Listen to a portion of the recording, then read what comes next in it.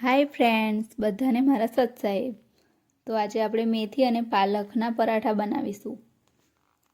દહીં અને સોસ સાથે એ બહુ ટેસ્ટી લાગે છે. તો પાલક અને મેથીના પરાઠા બનાવવા માટે સૌપ્રથમ આપણે પાલક અને મેથીને ઝીણી ઝીણી કાપી લેશું અને ઘઉંનો લોટ લઈ લેશું. એમાં પાલક, મેથી અને ધાણા ઉમેરી દઈશું. ત્યાર પછી એમાં જીરું અને અજમો નાખી લઈશું હાથમાં ક્રશ કરીને. જુઓ મિત્રો, તમને આ રેસીપી પસંદ આવે તો લાઈક અને સબસ્ક્રાઈબ કરવાનું ના ભૂલતા. ત્યાર પછી એમાં હળદર, લાલ મરચું પાવડર અને આદુ, લસણ અને લીલા મરચાંની પેસ્ટ એડ કરીશું અને સ્વાદ પ્રમાણે મીઠું નાખીશું. મીઠું નાખ્યા પછી મોહણ માટે તેલ નાખીશું અને ત્યાર પછી હાથ વડે સારી રીતે એને ફરાઈ લેવાનું. અને પછી કાઠો ના હોય અને ઢીલો ના હોય એ પ્રકારનો લોટ બાંધવો. લોટ બાંધ્યા પછી નાના નાના લુઆ કરી લેવા. તમે જોઈ રહ્યા છો, લુઆ બની રહ્યા છે.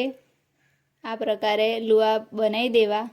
ત્યાર પછી વેલણ પાટલીની મદદથી આપણે એને વણી લેવા અને માપ પ્રમાણે, જેમ કે જાડા નહીં અને પાતળા નહીં, એવા જ આપણે વણવાના છે પરાઠા.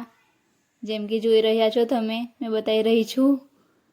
તો ફ્રેન્ડ્સ, મેં ગોળ પણ વણ્યા છે, ચોરસ પણ વણ્યા છે અને ત્રિકોણ આકારના પણ વણ્યા છે. જેમ કે મેં અત્યારે તમને ત્રિકોણ આકાર બતાવી રહી છું. તો આ રીતે ત્રિકોણ આકાર બનાવી લેવો અને ત્યાર પછી ચોરસ આકાર આ રીતે બનાવવો. અને ચોરસ આકાર બની જાય ત્યાર પછી એને હળવા હાથે વણી લેવું. વણ્યા પછી લોળી મૂકી દેવી ગેસ પર અને એને શેકી લેવું.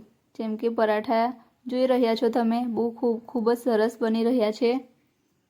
રેસીપી પસંદ આવે તો આ રેસીપી ઘરે ટ્રાય જરૂરથી કરજો. મને તો થેપલા ખૂબ સરસ લાગ્યા હતા. મેં તો દહીં અને ટોમેટો કેચઅપ સાથે ખાધા હતા. જુઓ, હું તમને બતાવી રહી છું. થેપલા સરસ બન્યા છે ને? તમે પણ ઘરે જરૂરથી ટ્રાય કરજો.